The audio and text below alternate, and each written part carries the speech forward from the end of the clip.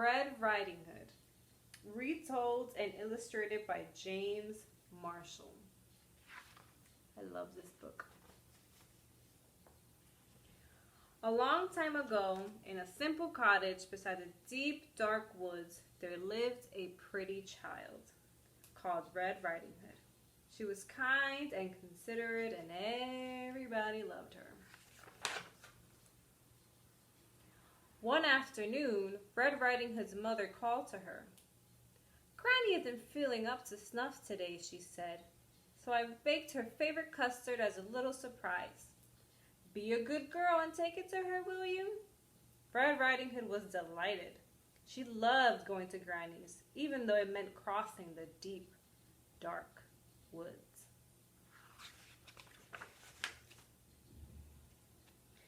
When the custard had cooled, Red Riding Hood's mother wrapped it up and put it in a basket. "Now, whatever you do," she said, "go straight to Granny's. Do not tarry, do not speak to any strangers." "Yes, Mama," said Red Riding Hood. Before long, she was in the deepest part of the woods. "Oh," she said, "this is scary." Suddenly, a large wolf appeared. "Good afternoon, my dear," he said. "Care to stop for a little chat?" "Oh, gracious me," said Red Riding Hood. "Mama said not to speak to any strangers." But the wolf had such charming manners. "And where are you going, sweet thing?" he said. "I'm on my way to visit Granny, who lives in the pretty yellow house on the other side of the woods," said Red Riding Hood. "She's feeling poorly, and I'm taking her a surprise." "You don't say," said the wolf. Just then he had a delightful idea. "No reason why I can't eat them both," he thought. "Allow me to escort you," he said. "You never know what might be lurking about." "Oh, you're too kind," said Red Riding Hood.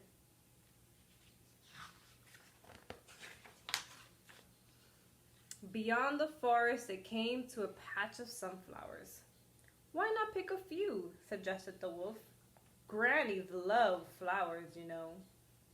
But while Red Riding Hood was picking a pretty bouquet, the clever wolf hurried on ahead to Granny's house.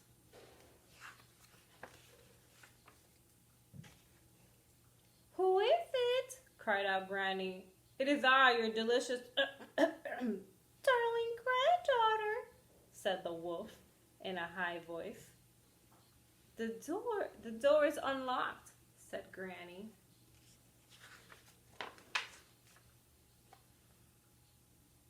"Surprise!" cried the wolf. Granny was furious at having her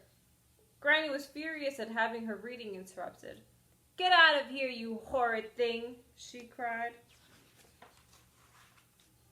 But the wolf gobbled her right up. He didn't even bother to chew. Tasty," he said, patting his belly. "So tasty." Just then he heard footsteps on the garden path. "Here comes dessert." And losing no time, he put on Granny's cap and glasses, jumped into the bed, and pulled up the covers. "Who is it?" he called out in his sweetest Granny voice. "It is I, your little granddaughter," said Red Riding Hood. "The door is unlocked," said Wolf.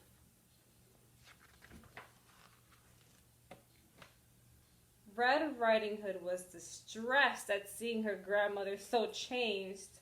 "Why, Granny," she said, "what big eyes you have." "The better to see you, my dear," said the wolf. "And Granny, what long arms you have." "The better to hug you, my dear," said the wolf. "And Granny, what big teeth you have." "The better to eat you, my dear," cried the wolf. And he gobbled her right up. I'm so wicked, he said, so wicked. But really, he was enormously pleased with himself. And having enjoyed such a heavy meal, he was soon snoring away. A hunter passing by was alarmed by the frightful racket. That doesn't sound like Granny. And so the brave hunter jumped in the window, killed the sleeping wolf, and cut him open. Out jumped Granny and Red Riding Hood. "We're ever so grateful," said Red Riding Hood. "That wicked wolf won't trouble you again," said the hunter. "It was so dark in there I couldn't read a word," said Granny. Red Riding Hood promised never, ever, ever to speak to another stranger, charming manners or not. And she never did. The end.